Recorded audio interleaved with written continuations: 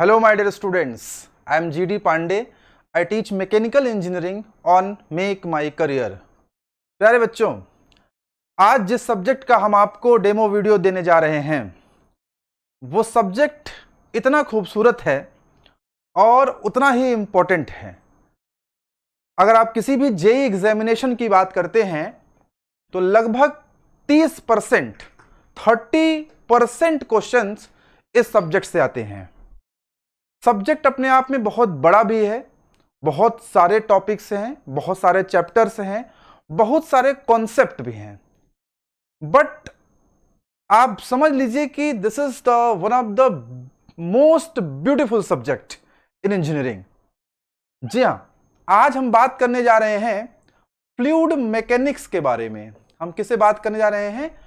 Fluid mechanics के बारे में, जिसको डिप्लोमा के बच्चे शायद हाइड्रोलिक्स नाम से भी सुने होंगे। कुछ लोगों ने फ्लूइड मैकेनिक्स सुना होगा और कुछ लोगों ने हाइड्रोलिक्स नाम से भी सुना होगा। इस हाइड्रोलिक्स या फ्लूइड मैकेनिक्स की जो डेमो श्रृंखला है, जिसमें हम आपको बहुत कुछ यूट्यूब पे फ्री ऑफ कॉस्ट देंगे, जिसमें हम कई सारे डेमोज आपके लिए अपलोड करेंगे और बड़े ही ब्यूटीफुल कॉन्सेप्ट्स आपको मिलेंगे। ये उसका पहला वीडियो है। It is demo number 1।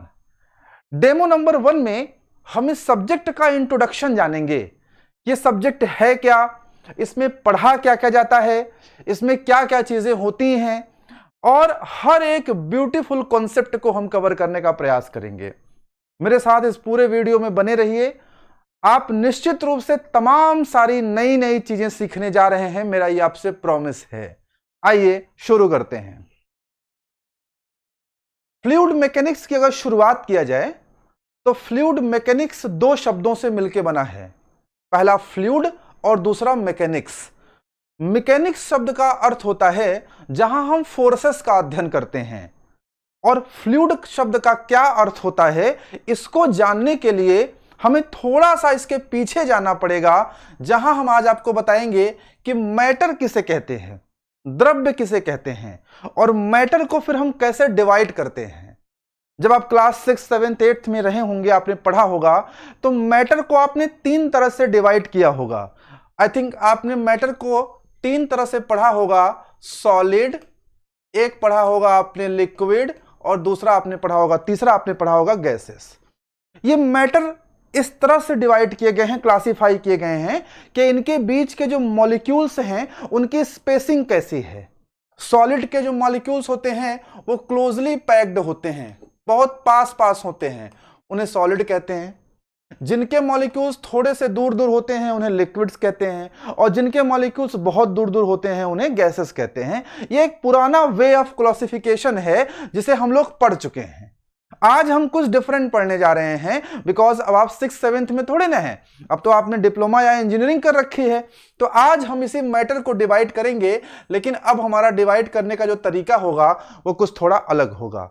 उससे पहले हम जानना चाहेंगे कि मैटर कहते किसे हैं।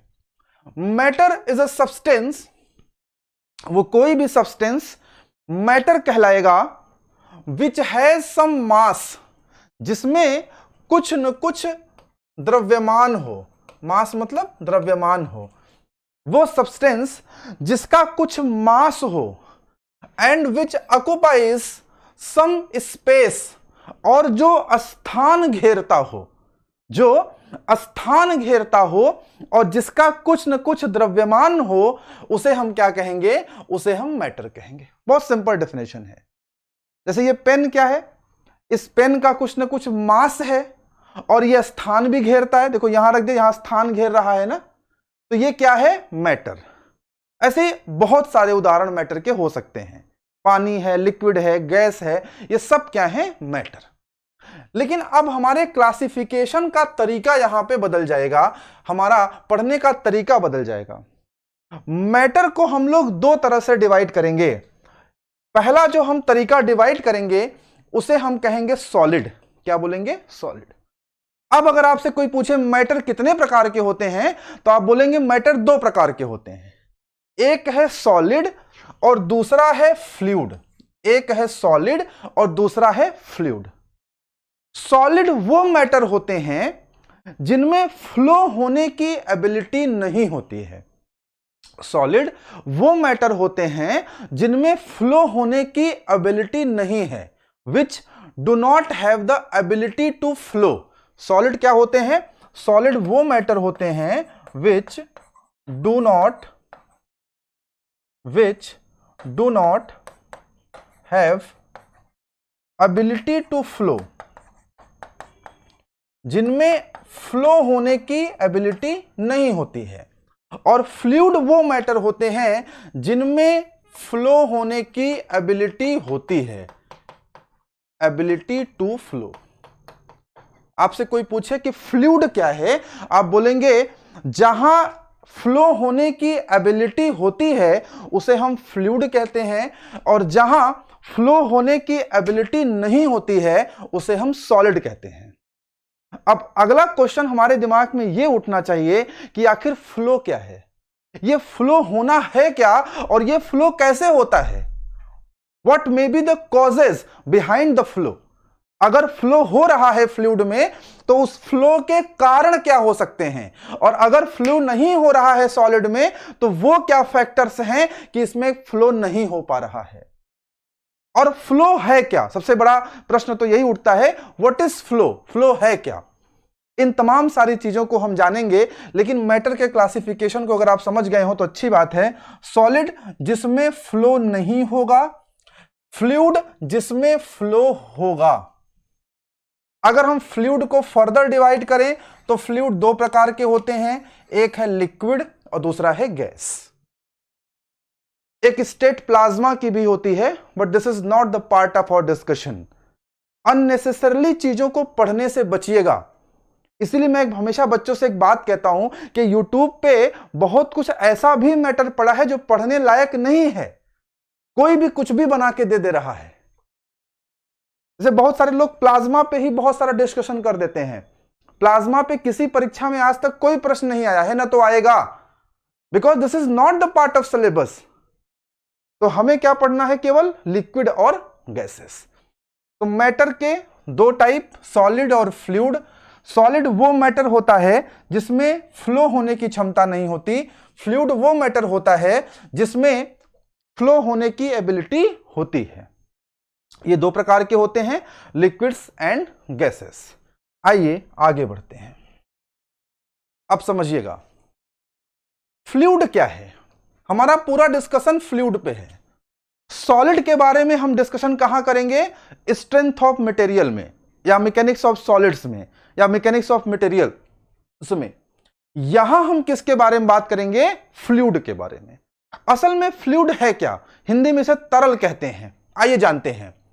अ fluid is a substance, fluid वो सब्सटेंस है विच इज कैपेबल, जिसके अंदर ये कैपेसिटी है ऑफ फ्लोइंग। फ्लूइड वो सब्जेक्ट है जो फ्लो हो सकता है, प्रवाहित हो सकता है। लिक्विड देखें आप ना, बहता है, हवा भी बहती है। तो जो फ्लो हो सकता है, लिक्विड और गैसेस जो फ्लो हो सकते हैं उन्हें हम फ्लूइड कहते हैं। और क्या क्या क्वालिटी होती है, फ्लोइंग, मूविंग, डिफॉर्मिंग। इन तीनों शब्दों पे विशेष ध्यान दीजिएगा।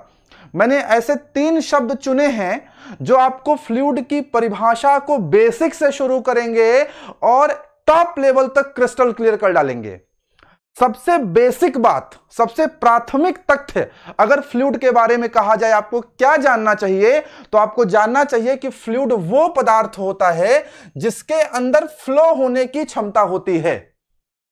फ्लो होने को ही टेक्निकली कहा जाए तो मूव कह सकते हैं, जिसके अंदर मूव करने की क्षमता होती है। लेकिन हम इंजीनियरिंग के स्टूडेंट हैं तो हमारा जो टर्मिनोलॉजी है वो बहुत टेक्निकल होना चाहिए। असल में फ्लो और मूव से हमारा तात्पर्य क्या है, हमारा तात्पर्य है डिफॉर्मिंग कंटिन्यूअसली। फ्लो शब्द का अर्थ समझिएगा। आज से कोई पूछे आपको व्हाट इज फ्लो, आप बताएंगे deforming continuously, deforming plastically, deforming continuously, deforming plastically is flow. Fluid वो पदार्थ है, फ्लूइड वो सब्सटेंस है which has the capacity of deforming continuously. My dear students, continuously word is very very important when we are studying fluid mechanics. जब हम strength of material पढ़ेंगे तो यहां कंटिन्यूअसली वर्ड नहीं आएगा। सॉलिड में भी डिफॉर्मेशन हो सकता है, लेकिन फ्लूइड का जो डिफॉर्मेशन है ना, वो कंटिन्यूअस डिफॉर्मेशन होता है। केवल इतनी परिभाषा से काम नहीं चलेगा कि फ्लूइड वो चीज है जिसके अंदर फ्लो होने की एबिलिटी होती है, फ्लूइड वो चीज है जो मूव करता है।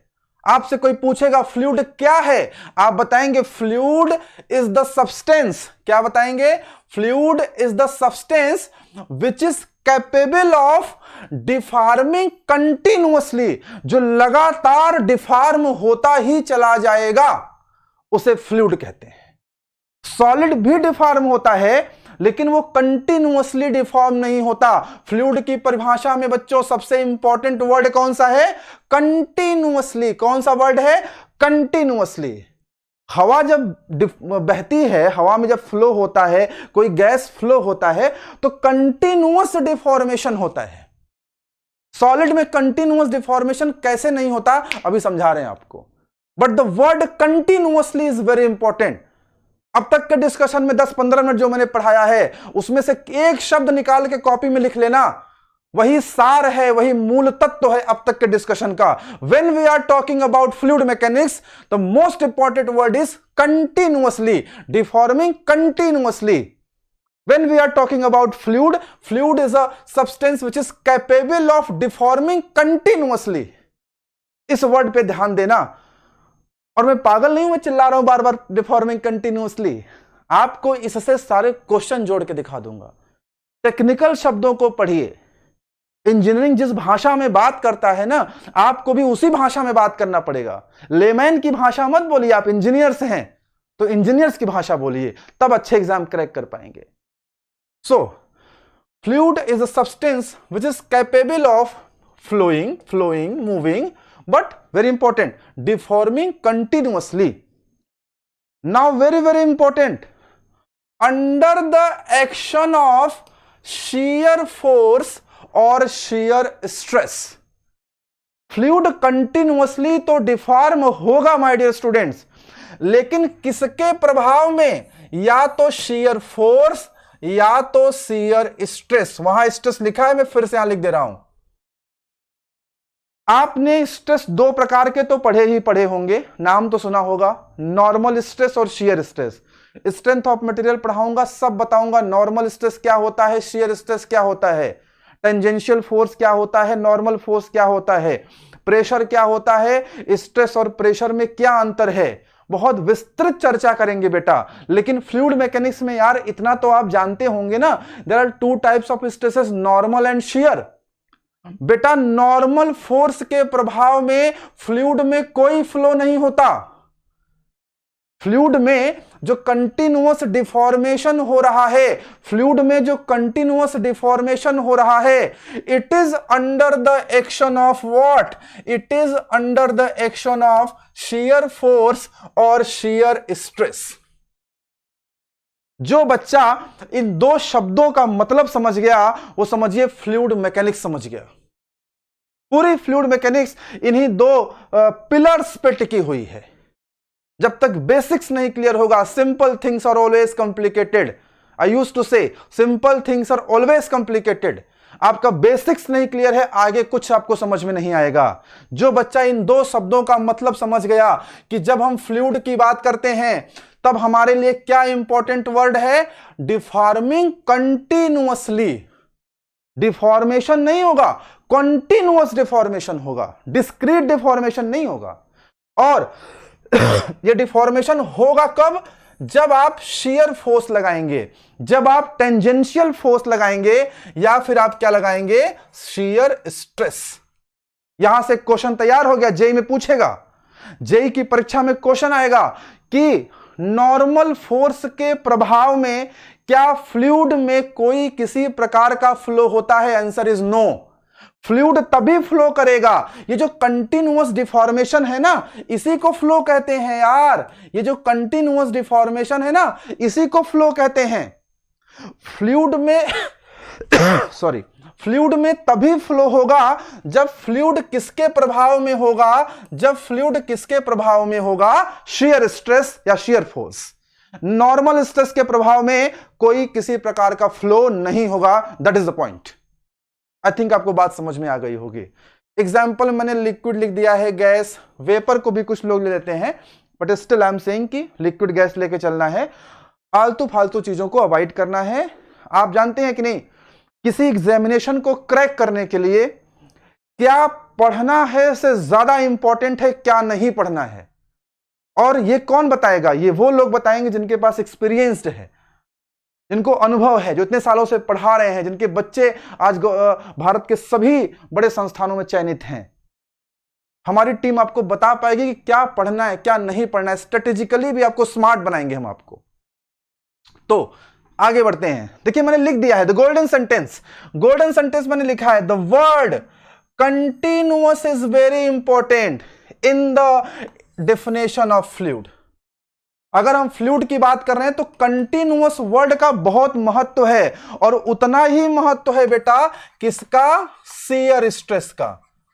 अगर शियर स्ट्रेस नहीं लग रहा है तो किसी प्रकार का कोई डिफॉर्मेशन नहीं होगा, अर्थात कंटिन्यूअस डिफॉर्मेशन नहीं होगा। फ्लूइड में कंटिन्यूअस डिफॉर्मेशन ही आएगा, समझ लीजिए बात को। और वो कंटिन्यूअस डिफॉर्मेशन किसके प्रभाव में आएगा? शियर स्ट्रेस के प्रभाव में आएगा। ये बेसिक बातें थी फ्लूइड मैकेनिक्स के बारे में, जो मैंने इतना चिल्ला चिल्ला के आपको बता दिया, और मैं आपसे उम्मीद करता हूं कि आपको समझ में भी आया होगा। आइए प्रोसीड करते हैं, आगे बढ़ते हैं। अच्छा देखिए, आइए बिहेवियर देखते हैं। जैसे ये सॉलिड बॉडी है, और मान लीजिए सॉलिड बॉडी पर हमने एक फोर्स लगा दिया, shear force, tangential force. Shear force तो समझते हैं ना भाई, शियर फोर्स और नॉर्मल फोर्स तो समझते हैं। जब टेंजेंशियली कोई फोर्स लगे, जैसे मान लीजिए ये हमारे पास एक बॉटल है, ठीक है ना, देखिए अगर यहां टेंजेंशियली फोर्स लगाते हैं तो शियर होता है ना, और ऐसे लगाएंगे तो नॉर्मल होता है। तो देखिए यहां ये सॉलिड बॉडी है, ये सॉलिड बॉडी है, देखिए यहां पे शियर फोर्स लग रहा है, टेंजेंशियल फोर्स। जब शियर फोर्स लगेगा तो यहां क्या होगा? डिफॉर्मेशन, यानी स्ट्रेन आएगा, स्ट्रेस के प्रभाव में स्ट्रेन आएगा। अब यहां समझिएगा, यहां डिफॉर्मेशन होगा कि कंटिन्यूअस डिफॉर्मेशन? नहीं, सॉलिड है ना, सॉलिड में कंटिन्यूअस डिफॉर्मेशन नहीं होगा, डिफॉर्मेशन होगा। आपकी बॉडी कुछ इस तरह से हो जाएगी, आप महसूस कर सकते हैं, आपकी बॉडी कुछ इस तरह से हो जाएगी। लेकिन ये जो डिफॉर्मेशन थीटा हुआ, जो थीटा ये डिफॉर्मेशन हो रहा है, जो स्ट्रेन आ रहा है, ये समय के साथ बढ़ता ही नहीं चला जाएगा, ये फिक्स रहेगा। आपने किसी बॉडी पे फोर्स लगाया तो वो टिल्ट हो गया, इस तरह से हो गया। अब ऐसा नहीं कि समय के साथ वो बढ़ता ही चला गया। लेकिन जब फ्लूइड फ्लो करता है, तो अगर फ्लूइड फ्लो करना शुरू किया तो फ्लो करता ही चला जाता है। ये जो डिफॉर्मेशन है, ये जो स्ट्रेन आ रहा है, ये फिक्स्ड है। ये कैसा है? ये फिक्स्ड है, समय के साथ नहीं बदल रहा है। डी थीटा में टाइम के साथ कोई चेंजेस नहीं हो रहे हैं। लेकिन सपोज करिए फ्लूइड फ्लो हो रहा होता तो समय के साथ ये ज्यादा ज्यादा ज्यादा और ज्यादा होता ही चला जाता। तो शियर स्ट्रेस के प्रभाव में सॉलिड में भी डिफॉर्मेशन होगा my dear students. Shear stress के प्रभाव में सॉलिड में भी डिफॉर्मेशन होगा। आपसे कोई पूछे कि बताइए क्या शियर स्ट्रेस के प्रभाव में सॉलिड में डिफॉर्मेशन नहीं होता? आप बताइए बिल्कुल होता है, लेकिन वो डिफॉर्मेशन कैसा होता है? Fixed with respect to the time. वो डिफॉर्मेशन टाइम के साथ बढ़ता घटता नहीं है। ये है आपका सॉलिड का case. But the behaviour of fluid is different. But the behaviour of fluid is different. आइए देखते हैं बिहेवियर ऑफ फ्लूइड क्या होगा। कुछ लिखा है मैंने, शायद आपके लिए पढ़ देते हैं। In case of solids the deformation is fixed with respect to the time. वही जो समझाया है वही लिखा है। This is not the continuous deformation. ये कंटिन्यूअस डिफॉर्मेशन नहीं है। कंटिन्यूअस डिफॉर्मेशन क्या है आगे दिखा रहे हैं। आगे बढ़ते हैं। अब आइए फ्लूइड पे। मैंने आपको बताया कि फ्लूइड में क्या होगा, कंटिन्यूअस डिफॉर्मेशन। क्या नॉर्मल स्ट्रेस के प्रभाव में होगा? नहीं। किसके प्रभाव में होगा? शियर स्ट्रेस के प्रभाव में होगा। Fluid does not deform under the action of normal force. चाहे कितना भी नॉर्मल फोर्स लगा दीजिए, फ्लूइड में किसी प्रकार का कोई डिफॉर्मेशन नहीं होगा। आपके एग्जामिनेशन में बहुत इंपॉर्टेंट एक क्वेश्चन बनता है कि फ्लूइड में डिफॉर्मेशन कब होता है? Minimum value of normal stress? नहीं। Maximum value of normal stress? नहीं। नॉर्मल फोर्स, नॉर्मल स्ट्रेस कहीं भी है, फ्लूइड में किसी प्रकार का कोई डिफॉर्मेशन नहीं होगा। फ्लूइड में केवल और केवल तब डिफॉर्मेशन होगा जबकि क्या लग रहा है, शियर फोर्स या शियर स्ट्रेस। चाहे शियर स्ट्रेस की छोटी से छोटी वैल्यू क्यों ना लग रही हो, वहां फ्लूइड में कंटिन्यूअस डिफॉर्मेशन हो जाएगा, लेकिन नॉर्मल फोर्स के प्रभाव में किसी प्रकार का कोई डिफॉर्मेशन नहीं होगा। मैंने इस बात को यहां लिखा है, fluid does not deform under the action of normal stress, but fluid starts continuous deformation। आप देखिए, मैं बार बार एक शब्द का प्रयोग कर रहा हूं, fluid starts continuous deformation। जब भी fluid का बात आए बेटा, डिफॉर्मेशन दिमाग में शब्द ही मत लाना। क्या शब्द लाना? continuous deformation।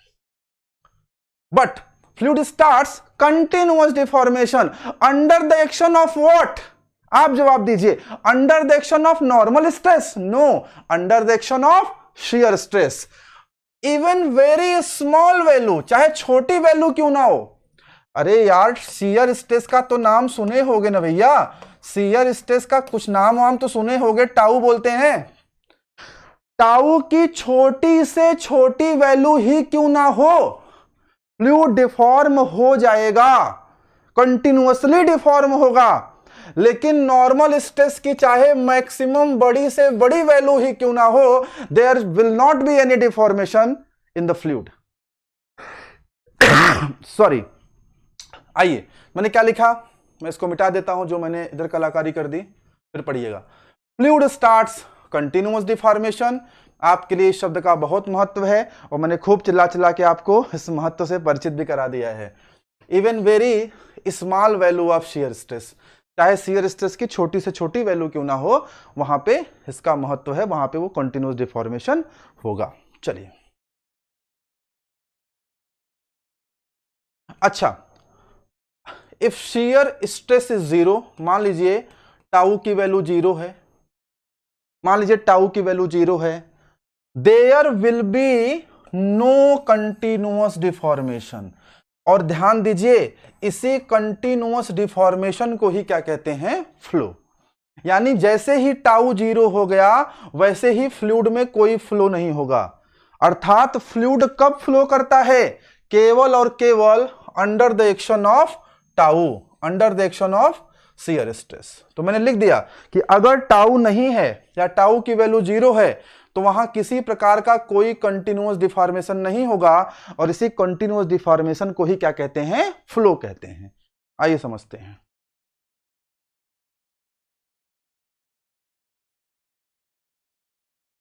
अभी ये भयंकर वाले फिगर आपको तक ले आ रहे हैं, उससे पहले कुछ बातें और कर लेते हैं।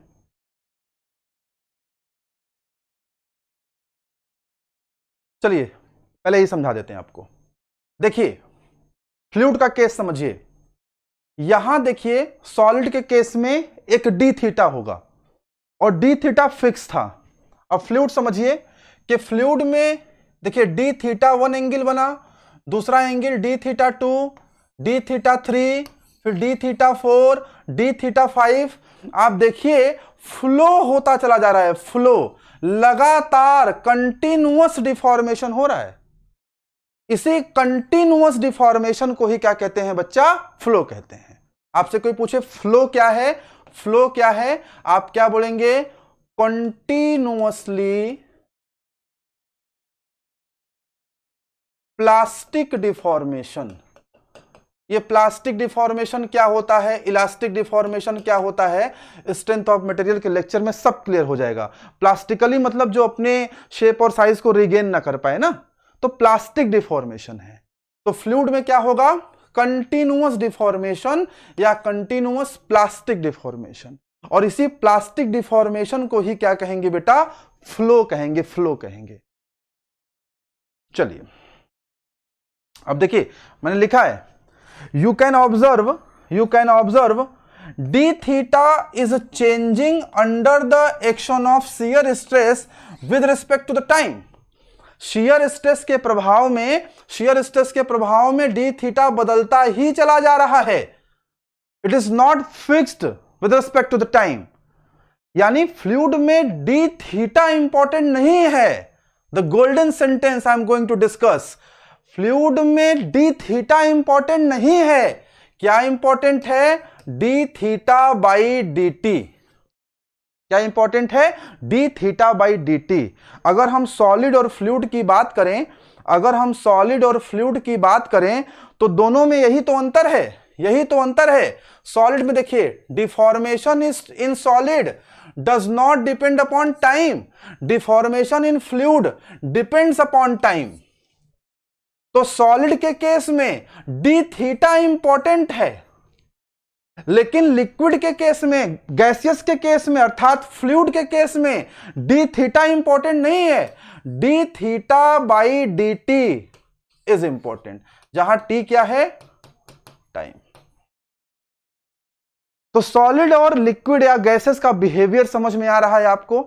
सॉलिड और फ्लूइड का बिहेवियर समझ में आ रहा है? गोल्डन सेंटेंस क्या लिखेंगे अपनी कॉपी में कि सॉलिड के लिए, ये लिखिएगा गोल्डन सेंटेंस, सॉलिड्स के लिए क्या इंपॉर्टेंट है? D theta. लेकिन फ्लूइड के लिए क्या इंपॉर्टेंट है? D theta by d T. इसे बोलते हैं स्ट्रेन, और इसे बोलेंगे रेट ऑफ स्ट्रेन। ये शियर स्ट्रेन है, शियर स्ट्रेस के प्रभाव में आए तो शियर स्ट्रेन हुआ ना भैया। इसे क्या बोलेंगे? Rate of shear strain, D theta by d T. Solid में क्या पढ़ेंगे? डी थीटा, और फ्लूइड में क्या पढ़ेंगे? D theta by d T. ठीक है, तो ये हमारे कुछ पॉइंट्स थे जो आपके दिमाग में क्लियर होने चाहिए। अब आइए देखते हैं जरा, फ्लूइड मैकेनिक्स की जो ब्रांच है इसे हम कितने भागों में बांट सकते हैं। अगर हम फ्लूइड मैकेनिक्स को देखें तो मुख्य रूप से हम 3 भागों में बांट सकते हैं। पहली ब्रांच का नाम होता है फ्लूइड स्टैटिक्स, दूसरे का नाम होता है फ्लूइड काइनेमेटिक्स, और तीसरे का नाम होता है फ्लूइड डायनामिक्स। कुल मिला के 3 ब्रांच होती हैं, पहला, दूसरा और तीसरा। जो पहली ब्रांच है फ्लूइड मैकेनिक्स की, उसमें देखिए मैंने लिख दिया है फ्लूइड इज एट रेस्ट। इसमें फ्लूइड रेस्ट में होता है। इसे हाइड्रोस्टैटिक्स भी कहते हैं, द्रव स्थैतिकी भी कहते हैं। अब बताइए मुझे, यहां से आपके एग्जाम का एक क्वेश्चन निकल गया। आपके एग्जाम में क्वेश्चन आएगा, देखिए फ्लूइड रेस्ट में है ना, रेस्ट में है अर्थात फ्लूइड को फ्लो कराने वाला कारक, फ्लूइड को जो फ्लो कराता है वो उपलब्ध नहीं है। तो फ्लूइड में फ्लो किसके कारण होता है? शियर स्ट्रेस के कारण होता है। तो इस पूरे ब्रांच में टाउ की वैल्यू कितनी हो जाएगी? इस पूरे ब्रांच में टाउ की वैल्यू हो जाएगी 0। ये देखिए टाउ बराबर 0। क्वेश्चन आएगा, in case of fluid statics tau is equal to 0, tau is non zero, tau is infinite, tau is what? Tau is what? क्या होता वैल्यू? 4 ऑप्शन कोई दे देगा। फ्लूइड स्टैटिक की कंडीशन में चूंकि फ्लूइड रेस्ट में है अर्थात फ्लूइड को फ्लो कराने वाला कारण नहीं है अर्थात टाउ 0 है। टाउ मतलब शियर स्ट्रेस, शियर स्ट्रेस का मान 0 है। क्या शियर स्ट्रेस का मान बहुत नेग्लिजिबल हो सकता है? नहीं, क्योंकि मैंने लिखा था, देखिए मैंने लिखा था, मैं आपको स्लाइड फिर से दिखा रहा हूं, आप पढ़ लीजिए, मैंने आपको स्लाइड फिर से दिखा रहा हूं। ये देखिए मैंने क्या लिखा है, पढ़िए ध्यान से, कि फ्लूइड स्टार्ट्स कंटिन्यूअस डिफॉर्मेशन, ध्यान से पढ़िए, even very small value of shear stress, छोटी से छोटी वैल्यू हो ना तब भी कंटिन्यूअस डिफॉर्मेशन हो जाएगा। इसलिए अगर आप फ्लूइड स्टैटिक्स पढ़ रहे हैं तो यहां कुछ भी वैल्यू नहीं हो सकती है। फ्लूइड स्टैटिक्स अगर आप पढ़ रहे हैं तो यहां हर हालत में टाउ की वैल्यू क्या होगी? 0। शियर स्ट्रेस की वैल्यू क्या होगी? 0। आइए, ये जो दोनों ब्रांचेस हैं, इन दोनों ब्रांचेस में tau is not equal to 0 होता है, क्योंकि इन दोनों ही ब्रांचेस में फ्लूइड क्या है? मोशन में है। फ्लूइड मोशन में है, और मोशन में है तो टाउ कभी भी 0 नहीं हो सकता। आपने कहा सर दोनों ब्रांचेस सेम है क्या, फिर दोनों में डिफरेंस क्या है? अगर दोनों में ही मोशन में है तो दोनों में अंतर क्या है? और अंतर नहीं है तो दो ब्रांचेस बनाई क्यों गई हैं? अंतर है बेटा, अंतर यह है कि फ्लूइड काइनेमेटिक्स में हम केवल फ्लूइड के फोर्स को नहीं पढ़ते, हम फ्लूइड पे लगने वाला जो मोशन का कारण है, जो फ्लूइड पर लगने वाले फोर्सेस हैं, स्ट्रेसेस हैं, हम उनको नहीं पढ़ते हैं, हम केवल मोशन को पढ़ते हैं, मोशन का कारण नहीं पढ़ते हैं। काइनेमेटिक्स में हम किसको पढ़ेंगे? मोशन को पढ़ेंगे, और मोशन का कारण क्या होगा? फोर्स, स्ट्रेस, उसको नहीं पढ़ेंगे। एक स्टूडेंट ने कहा कि क्या सर वो प्रेजेंट नहीं है क्या? प्रेजेंट तो है ही है, मोशन हो रहा है तो मोशन का कारण तो है ही है, लेकिन वो हमारे कंसिडरेशन में नहीं होगा। और फ्लूइड डायनामिक्स में हम मोशन के कारण को भी पढ़ेंगे। काइनेमेटिक्स में क्या पढ़ेंगे? ओनली मोशन, और डायनामिक्स में क्या पढ़ेंगे? कॉज ऑफ मोशन, जो मोशन का कारण है, जैसे आपका फोर्स है, मोमेंटम है, स्ट्रेस है। इस बात को मैंने और ब्रीफ किया है नेक्स्ट स्लाइड में, आइए समझ लेते हैं। ये तो मैंने आपको बात समझा दिया, ये भी आपको समझा दिया। अब देखिए यहां ये फ्लूइड स्टैटिक्स के बारे में मैंने क्या लिखा है? Study of fluid mechanics at rest. At rest से मतलब है कि टाउ बराबर क्या हो गया? 0। साफ साफ लिखा है इन दिस ब्रांच, इस शाखा में, ऑफ एफएम मतलब fluid mechanics, the fluid elements are free from shear stress. Free from shear stress मतलब कि शियर स्ट्रेस नहीं रहता है, अर्थात टाउ का मान 0 होता है। फ्लूइड काइनेमेटिक्स देखिए, फ्लूइड काइनेमेटिक्स में in this branch the motion of the fluid particle is focused. ठीक है, इसमें हम फ्लूइड पार्टिकल का मोशन पढ़ते हैं, कॉज ऑफ मोशन नहीं पढ़ते हैं। We do not consider the cause of motion. कहां पे? काइनेमेटिक्स में। और डायनामिक्स में क्या पढ़ते हैं? Cause of motion. काइनेमेटिक्स समझते हैं? काइनेमेटिक्स में हम पढ़ेंगे कि कितने प्रकार के फ्लो होते हैं। जैसे आपने नाम सुना होगा steady flow, unsteady flow, uniform flow, non uniform flow, 1D flow, 2D flow, 3D flow, और आपने सुना होगा रोटेशनल फ्लो, इरोटेशनल फ्लो। ये सब कहां पढ़ेंगे?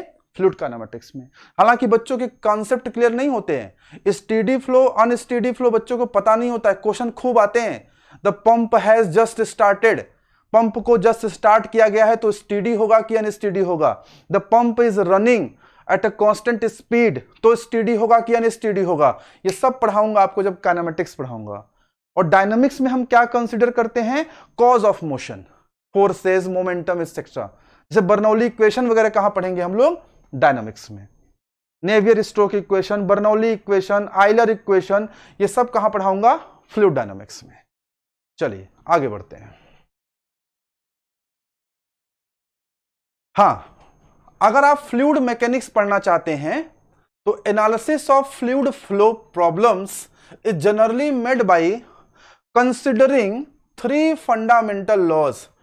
3 मुख्य रूप से नियम होते हैं, उनके बारे में आपको जानना जरूरी है अगर आप फ्लूइड मैकेनिक्स पढ़ना चाहते हैं या फ्लूइड मैकेनिक्स में अच्छे स्कॉलर बनना चाहते हैं। पहला जो इक्वेशन है या पहला जो लॉ है उसका नाम है conservation of mass. Conservation of mass पर एक इक्वेशन काम करता है जिसे आपने सुना होगा कंटिन्यूटी इक्वेशन। कंटिन्यूटी इक्वेशन किस पे काम करता है? किस पे आधारित है? कंजर्वेशन ऑफ मास पे। दूसरा हमारा प्रिंसिपल है conservation of energy. Conservation of energy पे आपने नाम सुना होगा बर्नौली इक्वेशन, मैंने शॉर्ट में लिख दिया है बर्नौली इक्वेशन। और तीसरा प्रिंसिपल है कंजर्वेशन ऑफ मोमेंटम, और इस पे कौन सा इक्वेशन काम करता है? Euler's equation. तो ये 3 क्वेश्चन आपके एग्जामिनेशन के तैयार हो गए, अभी से आप तैयार कर लिया आपने कि कंजर्वेशन ऑफ मास पे कौन सा इक्वेशन है, continuity equation, conservation of energy पे कौन सा इक्वेशन है, Bernoulli equation, conservation of momentum पे कौन सा इक्वेशन है, आइलर इक्वेशन। हालांकि इनको मैं ब्रीफ करूंगा तब आपको मजा आएगा। आपको बहुत बेसिक कॉन्सेप्ट नहीं पता होते हैं। जैसे कंटिन्यूटी इक्वेशन आप क्या पढ़ते हो? आप पढ़ते हो A1V1 बराबर A2V2, मैं आपको पढ़ाऊंगा ρ1 A1V1 बराबर ρ2 A2V2। भाई A1V1 बराबर A2V2 में तो कहीं मास दिख ही नहीं रहा। कंजर्वेशन ऑफ मास पढ़ रहे हो तो मास को इंट्रोड्यूस करना पड़ेगा ना, और पूरा डेरिवेशन कराऊंगा और उसका फिजिकल सिग्निफिकेंस बताऊंगा आपको।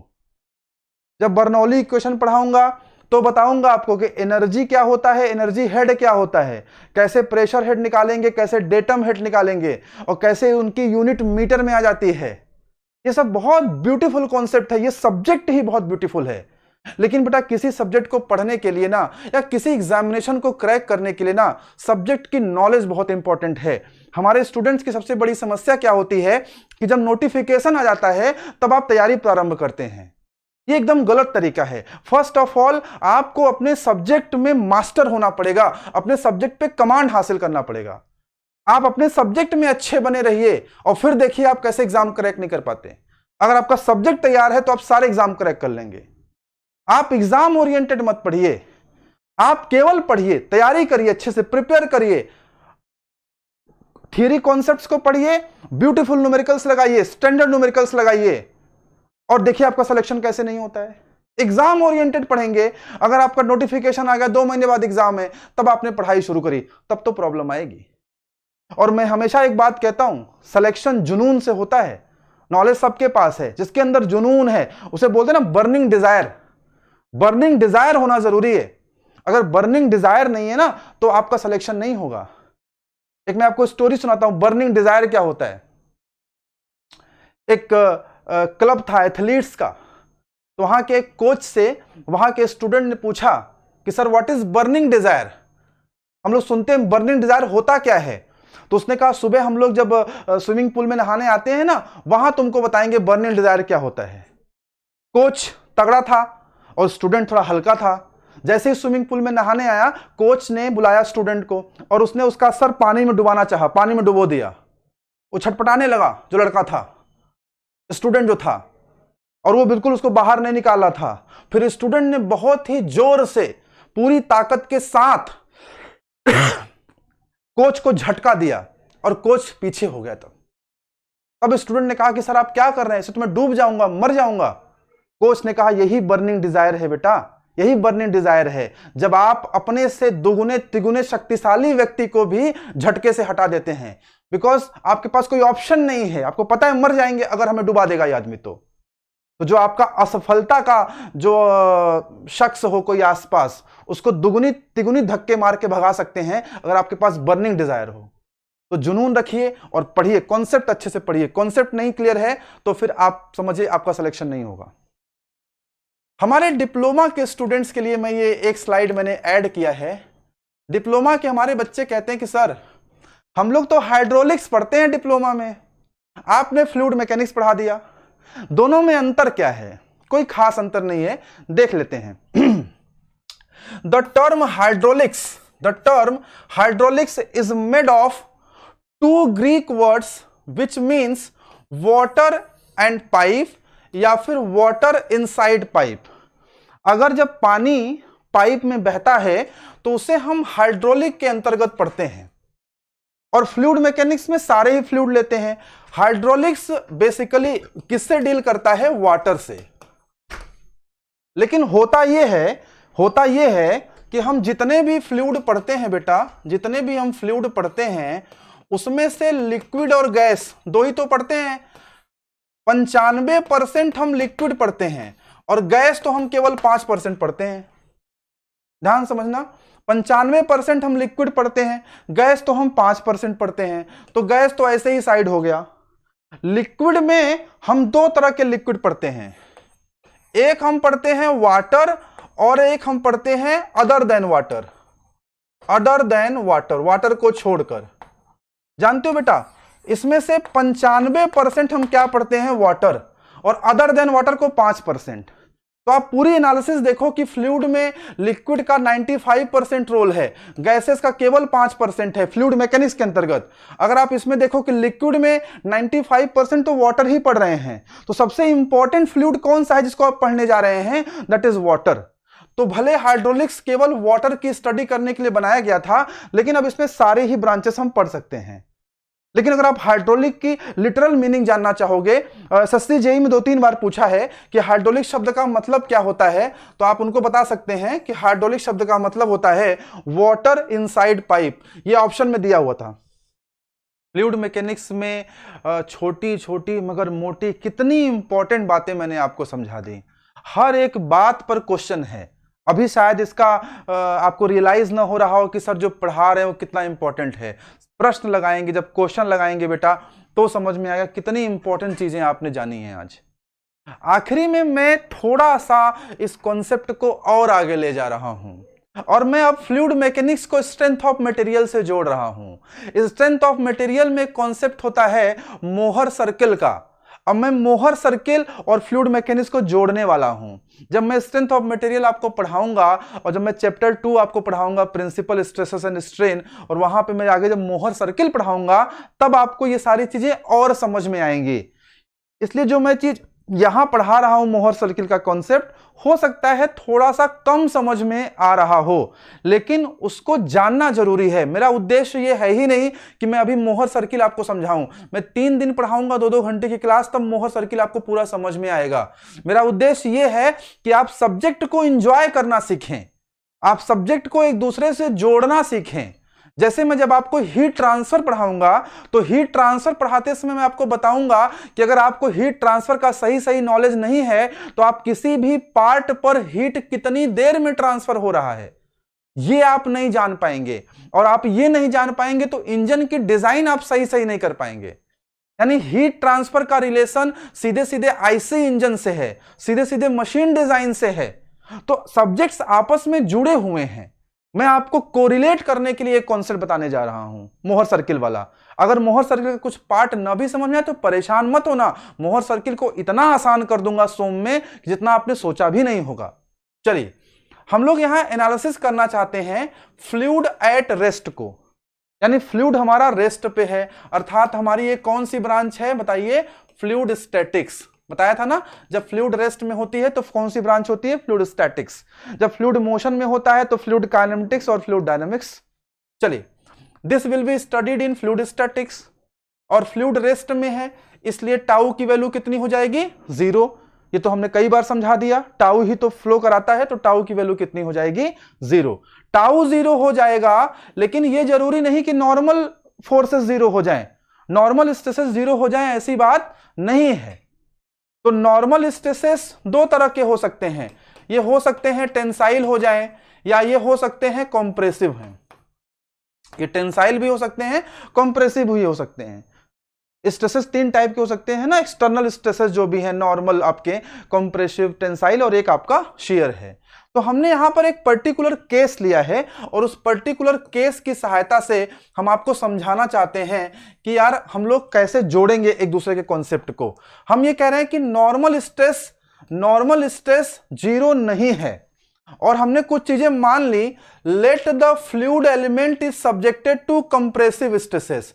हमने कोई फ्लूइड एलिमेंट मान लिया, और फ्लूइड एलिमेंट कैसा लगा है उस पर? Compressive stress. मान लो ये एलिमेंट है, तो इस पर कैसे स्ट्रेस लगे हुए हैं? कंप्रेसिव। जो इसको कंप्रेस कर रहे हैं, देखिए कैसे स्ट्रेस लगे हुए हैं? Compressive. In all the sides, सभी साइड में, अभी आगे फिगर आएगा, इन ऑल द साइड्स। और इस कंडीशन को हम बोलते हैं फ्लूइड स्टैटिक कंडीशन या हाइड्रोस्टैटिक कंडीशन। आगे समझते हैं। देखिए, ये देखिए हमारा कोई फ्लूइड का एलिमेंट है, इस पर इधर से भी कंप्रेसिव, इधर से भी कंप्रेसिव, इधर से भी कंप्रेसिव, इधर से भी कंप्रेसिव। हम चाहते हैं कि इसका मोहर सर्किल ड्रा हो जाए। आपने कहा सर मोहर सर्किल का तो नाम भी नहीं सुना। बेटा नाम भी सुन लोगे, इतना आसान करूंगा मोहर सर्किल को जितना आपने सोचा नहीं होगा। हर एक कॉन्सेप्ट मोहर सर्किल का समझ में आएगा आपको, लेकिन मेरा मन है कि इन दोनों कॉन्सेप्ट को जोड़ दें। आइए समझते हैं। मोहर सर्किल में बेटा 2 फॉर्मूले अभी याद कर लो, बस केवल 2 फॉर्मूले जान लो, फिर वहां समझाएंगे। एक फॉर्मूला होता है मोहर सर्किल के सेंटर का। मोहर सर्किल के सेंटर का एक फॉर्मूला होता है, क्या होता है? Sigma x plus sigma y by 2 comma 0। क्या फॉर्मूला है? Sigma x plus sigma y by 2 comma 0। अब देखिए यहां पे सिग्मा एक्स की वैल्यू कितनी है? Minus sigma. माइनस क्यों ले रहे हैं? क्योंकि ये कंप्रेसिव नेचर में है। ये कॉम्प्रेसिव नेचर में है, इसलिए इसको हमने माइनस लिया। और आपने इंजीनियरिंग करी है, डिप्लोमा किया है, तो इतना तो आप समझते होंगे। सिग्मा वाई की वैल्यू हमने क्या लिया, माइनस, क्योंकि ये भी कैसा नेचर में है, कॉम्प्रेसिव। देखिए, और दो सब जगह वैल्यू समान है, तो यहां भी सिग्मा लिया, यहां भी सिग्मा लिया, और दोनों को हमने माइनस लिया क्योंकि नेचर कैसा है, कॉम्प्रेसिव। तो सिग्मा एक्स की जगह क्या रखोगे, देखो मैं सिखा रहा हूं, माइनस सिग्मा, फिर सिग्मा, प्लस और माइनस करोगे तो फिर माइनस ही आएगा, फिर माइनस सिग्मा बटे 2 कामा 0, यही तो आएगा सेंटर। अब देखो माइनस सिग्मा माइनस 2 सिग्मा हो जाएगा, और बटे 2 है, 2 से 2 कट जाएगा, तो सेंटर कितना आएगा, माइनस सिग्मा कामा 0, क्योंकि देखो ये वाला कोऑर्डिनेट तो 0 ही है ना, यहां भी 0 है, तो यहां भी कितना आ गया, 0। ये मोहर सर्किल का सेंटर कहां से आया, मोहर सर्किल क्या होता है, कैसे बनाते हैं, सेंटर कैसे निकालते हैं, सेंटर रेडियस का पूरा डेरिवेशन करके दिखाऊंगा, and you will enjoy like anything. लेकिन अभी थोड़ा इसको समझ लीजिए आप कि मोहर सर्किल का अगर हम सेंटर निकालेंगे और इस कंडीशन में निकालें, इस कंडीशन में जबकि चारों तरफ से इसमें कंप्रेसिव स्ट्रेसेस लग रहे हों, तो हमारा फॉर्मूला ये कहता है, और ये वैल्यूज हैं, टाउ एक्स वाई 0 क्यों रखा है, बोलो टाउ एक्स वाई 0 क्यों रखा है, क्योंकि कौन सी कंडीशन है, फ्लूइड स्टैटिक कंडीशन लिया है। देखो भाई, कौन से कंडीशन में मोहर सर्किल ड्रॉ कर रहे हैं, कौन से कंडीशन में मोहर सर्किल ड्रॉ कर रहे हैं, fluid at rest. Fluid at rest मतलब टाउ बराबर 0, इसीलिए देखिए टाउ एक्स की वैल्यू हमने क्या ली है यहां पे, 0। जब मोहर सर्किल पढ़ाऊंगा तो वहां पे टाउ भी आ सकता है, लेकिन यहां टाउ 0 है। यहां टाउ क्यों 0 है, क्योंकि हम क्या पढ़ रहे हैं, फ्लूइड स्टैटिक्स। आइए देखते हैं, सेंटर निकाल लिया हमने, हमको रेडियस निकालना है, रेडियस का ये फॉर्मूला होता है। चलिए अब आप लोग बताइए, मुझे उम्मीद है हमारे बच्चे इतने तो तेज है ही हैं, बता सकते हैं। चलिए आइए, सिग्मा एक्स की वैल्यू कितनी है, माइनस सिग्मा, और माइनस, और फिर सिग्मा वाई भी माइनस है, तो माइनस माइनस प्लस हो जाएगा, बटे 2 हो जाएगा, इसका होल स्क्वायर हो जाएगा, और प्लस टाउ एक्स वाई, इसकी वैल्यू क्यों है, कितनी है, 0 है। क्यों 0 है, क्योंकि फ्लूइड स्टैटिक कंडीशन निकाल रहे हैं, तो यहां 0 कर दोगे। इसको सॉल्व करोगे तो आर की वैल्यू कितनी आएगी, 0। रेडियस कितना आएगा, 0। This is what I was trying to derive. ये वो चीज है जो मैं आपको बताना चाह रहा था, और एक गोल्डन सेंटेंस निकल के आएगा। क्या गोल्डन सेंटेंस है, दिस शोज दैट, ये बताता है, क्या बताता है, इन केस ऑफ हाइड्रोस्टैटिक कंडीशन।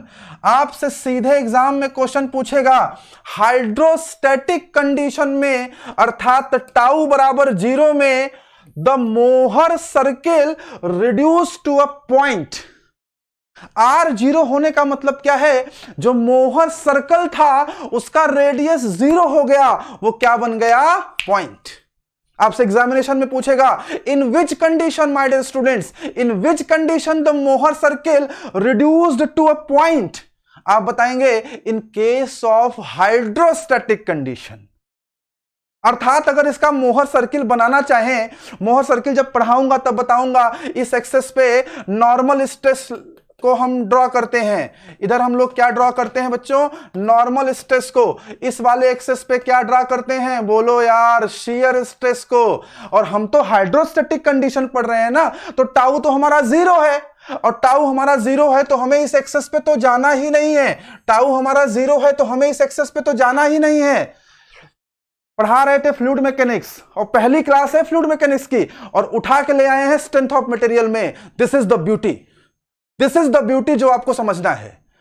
सारे सब्जेक्ट्स को कोरिलेट करके जिस दिन पढ़ना सीख लिए बेटा, उस दिन सिलेक्शन श्योर है, कोई रोक नहीं सकता है। देखिए टाउ तो 0 ही है, इसकी वैल्यू आपने इधर ड्रॉ करनी है, यानी आपको जो भी मोहर सर्किल मिलेगा इसी एक्सिस पे मिलेगा। चलो अभी जो मोहर सर्किल इस कंडीशन में तुम लोगों ने निकाला है, सी की वैल्यू आई है माइनस सिग्मा कामा 0, और आर की वैल्यू आई है 0। माइनस सिग्मा कहां मिलेगा, एक्सिस के उस साइड। चलो मान लिया एक्सिस के इस साइड ये मिल गया।